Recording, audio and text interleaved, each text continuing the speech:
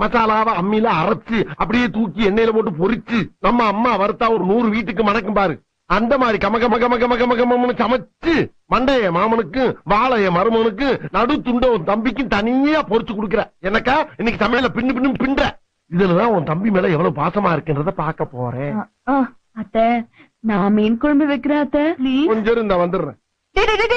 எங்கடா போற? மீனை வாங்கின வேட்டை கொடுத்துட்டு பக்கத்து தேட்டர்ல என் தலைவர் எம்ஜிஆர் படம் போட்டுருக்கேன், பாத்து காலைல வரந்தாயி. டேய் என்ன சித்தப்பா, நான் மீன் குழம்பு ரொம்ப நல்லா வைப்பேன். நீ நல்லா வைப்பேன்னு என்ன கேரண்டி? நான் கேரண்டிடா, அவர் சமைக்கும் போது நான் கூட தானே இருக்கேன். நம்பலாமா?